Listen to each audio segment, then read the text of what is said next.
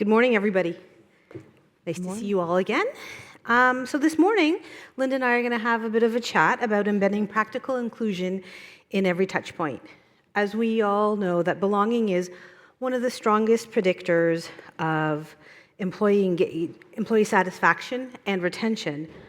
But at the same time, it's really hard to, it's often the hardest to operationalize. So today we're going to explore what inclusion looks like in everyday situations, from team rituals to meeting design, digital accessibility, and those subtle shifts on how that shapes how people feel at work. So we'll spend about 20 minutes, the usual, talking, and have some time for questions. And so before we begin, Linda, why don't you introduce yourself to everybody? Okay, well, thank you. Good morning, everyone. What a great crowd here. My name's Linda Iriah. I'm the Senior Vice President for HR for the company IPSOS. I am also the Global Belong co-lead, which means that I look after the D&I initiatives for IPSOS globally. I'm also the Global Agentic Workforce and Culture Lead. So, I get paid for one job, but I do three. You wear a lot of hats. All right, so let's start with the everyday, because inclusion isn't a program. It's about how people experience work and work moment to moment. Mm-hmm. So you've worked in various organizations, and in this organization, as you said, you wear multiple hats. So in organizations of different sizes and cultures, what does weaving inclusion into everyday employee experience actually look like in practice? First of all, I'm going to start off with the fact that in order for employees to feel a sense of inclusion, they've got to feel heard. They've got to feel seen. They've got to feel that they're valued. So when employees are in a company, it's important that they feel that they're all the things that they think of, the feedback that they want to give to the organization is actually listened to. And so in practice, it's what we do every single day. I talk to HR professionals a lot, and it's not just about the programs that you have on your websites. A lot of times it's about the day-to-day. How does the manager, the people manager, talk to their teams? How do they react when there's a mistake? I like what Anya said about, Louis Vuitton being able to make mistakes. It's the same at IPSOS. We actually tell people, when you make a mistake, don't hide it. When you make a mistake, come forward with it, because that's going to help everybody else not to make the same mistake. Ensuring that there are simple things that a lot of times people think cost a lot of money.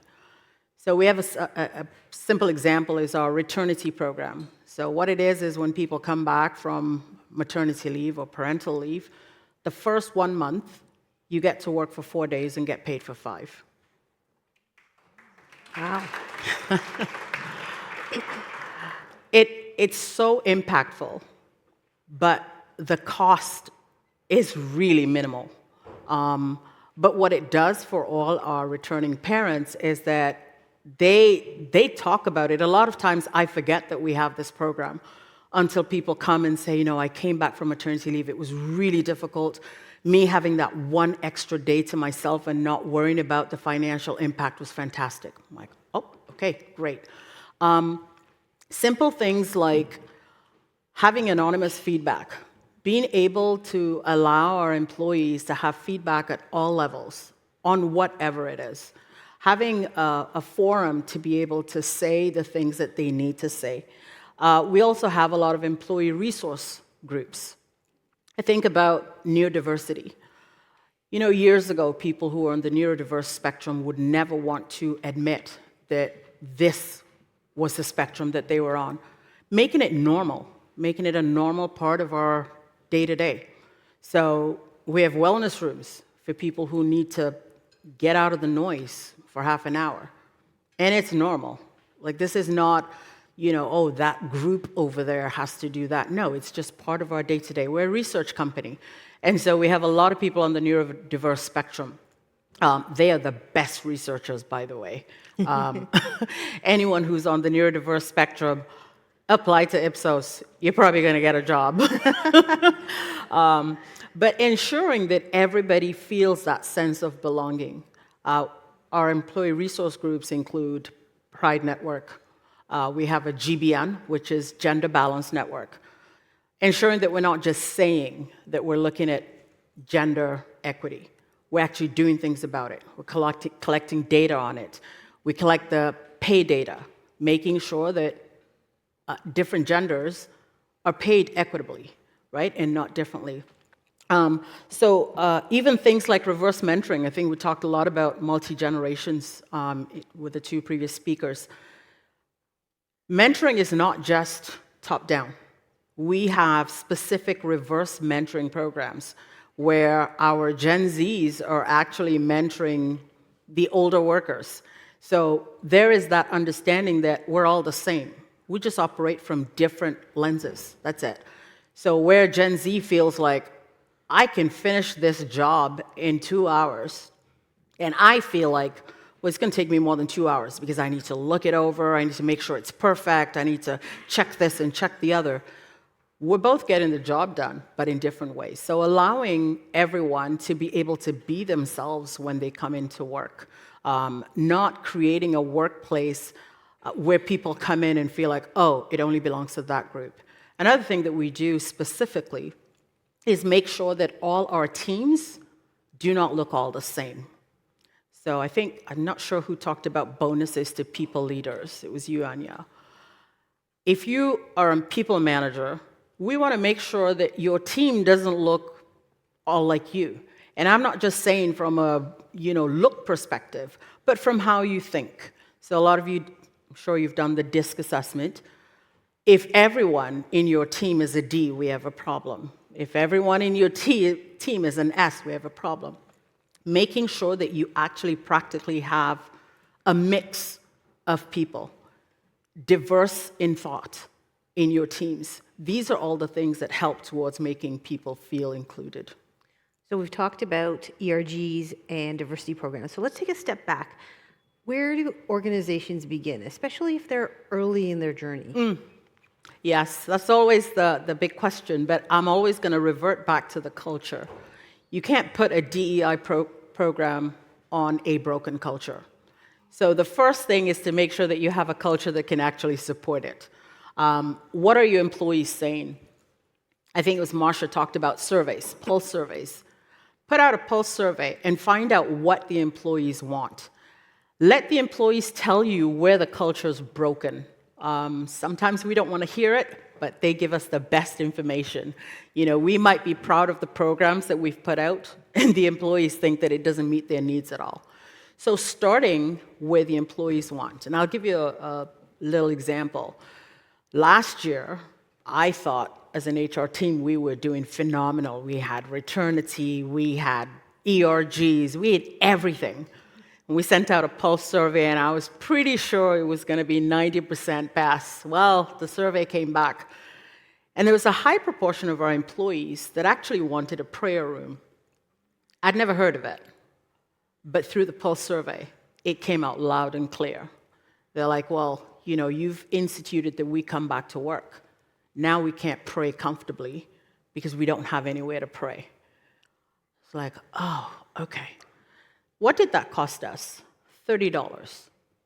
We took a boardroom that we didn't use very often, we converted it, put a curtain on it, and now people can pray.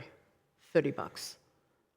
And now we have such a high number of our employees who are like, oh my goodness, that's the best thing, we love IPSOS. I'm like, wow, okay. So a lot of times we think that these programs cost a lot.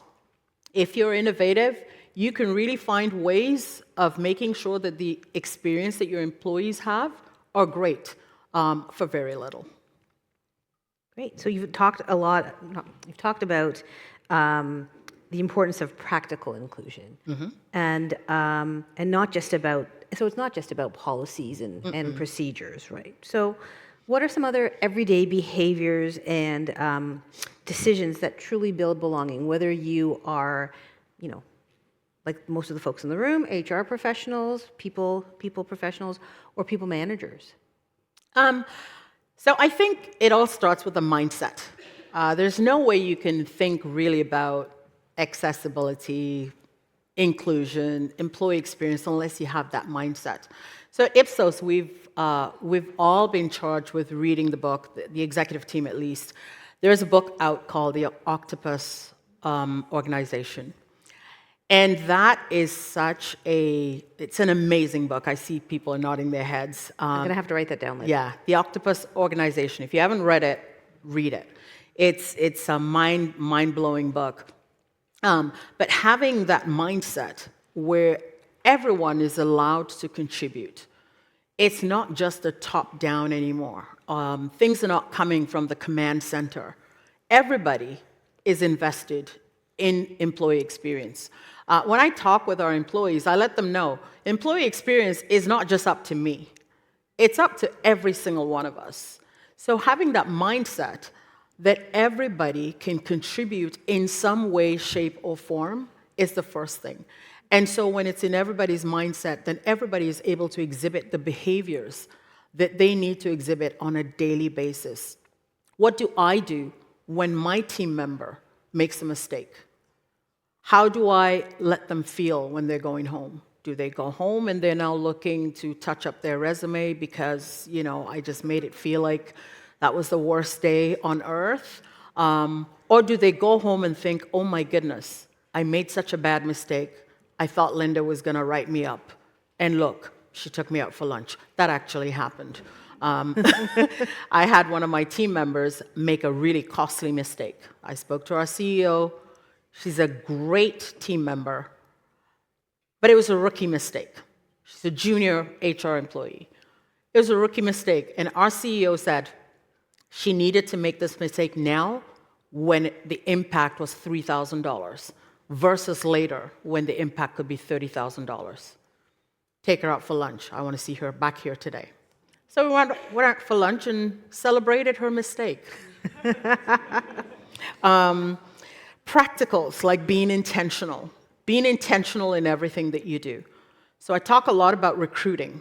When we're trying to say that a team should not look the same or think the same, it's intentional. You have to really work through that. When we're hiring, I remember when we were hiring our CFO,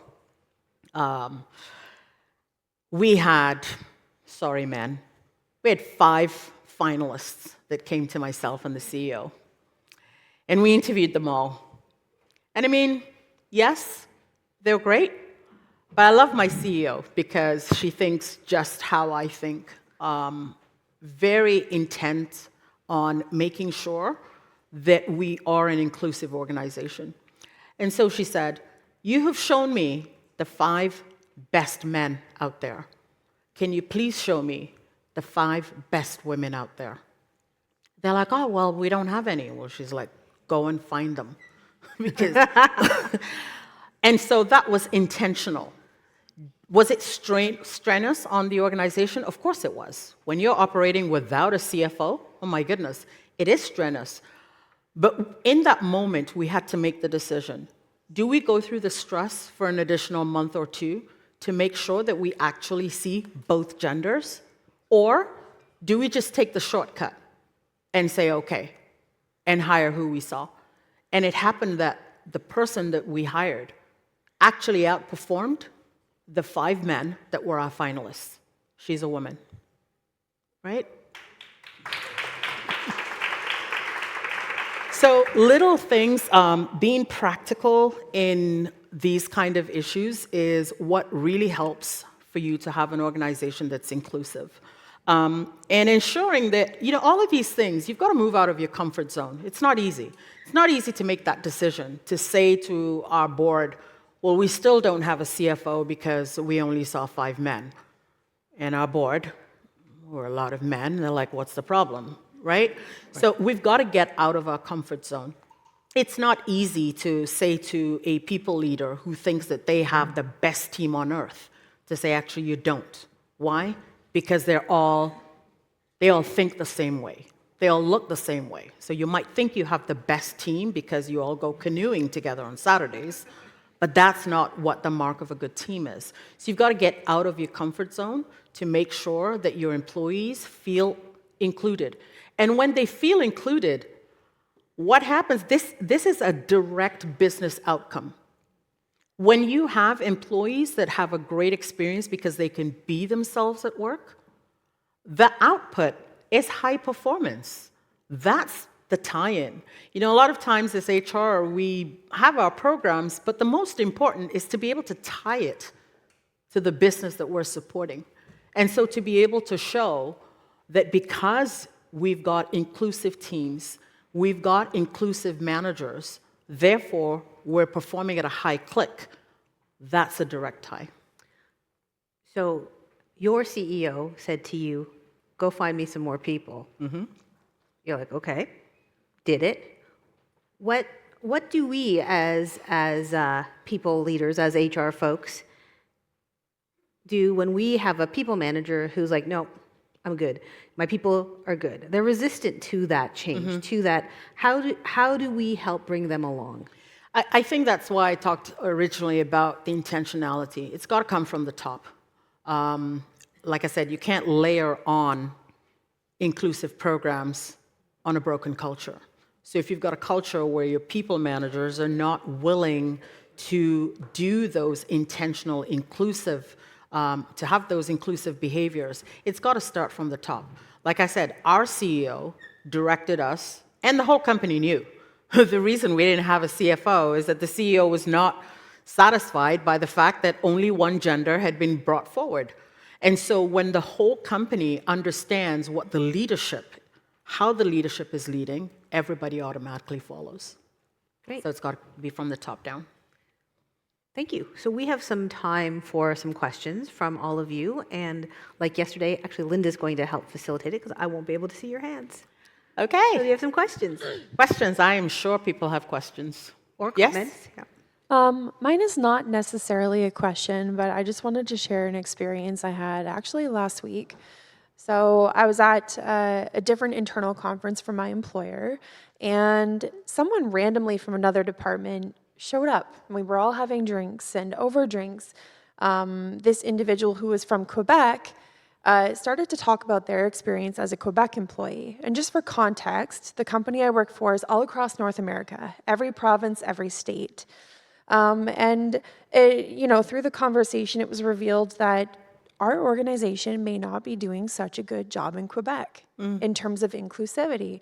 So some of the feedback that I received is that, we create things in English and then we translate to French.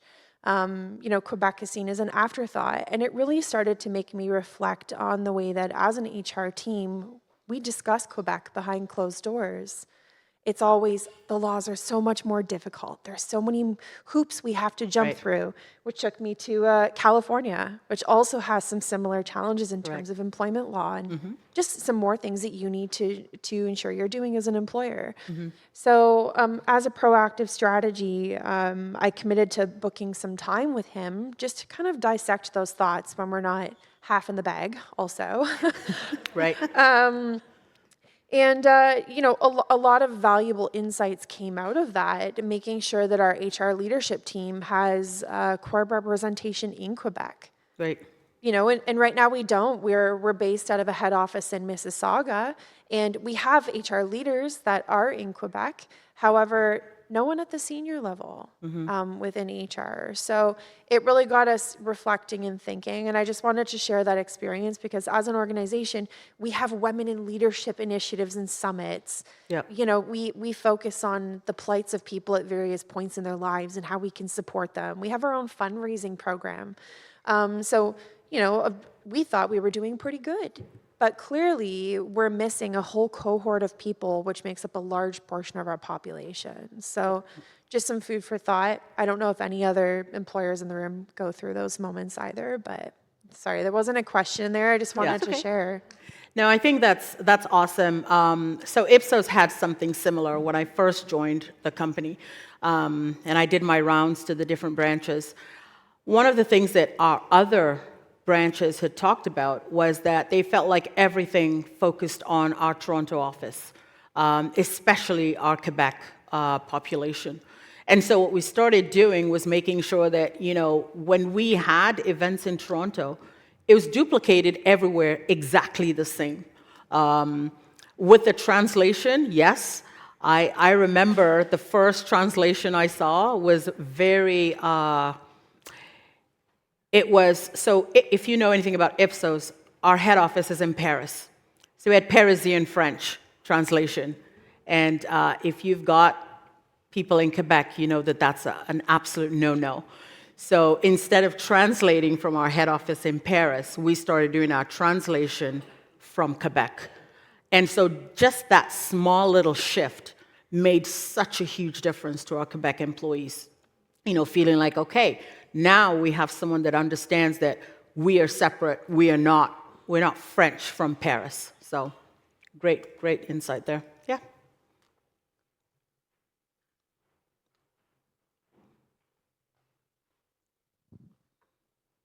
What advice would you give to HR professionals or inclusion professionals where they are trying to embed DE&I policies or programs, but those top leaders are rigid in change? Right.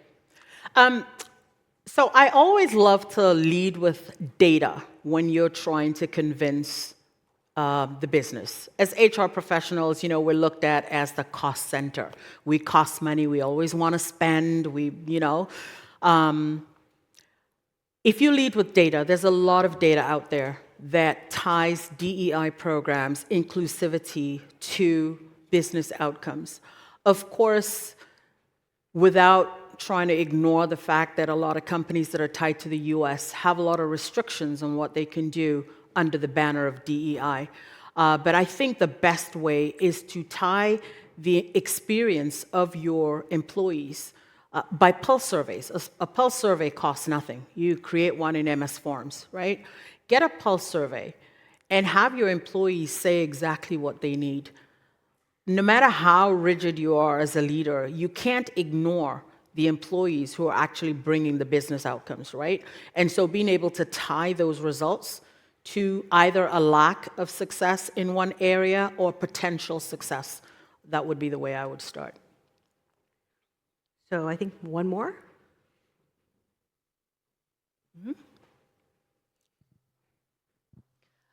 You mentioned you can layer program, ED&I program, on top of broken culture. Loved it. I think I'm going to put it on T-shirts, put it on coffee mugs.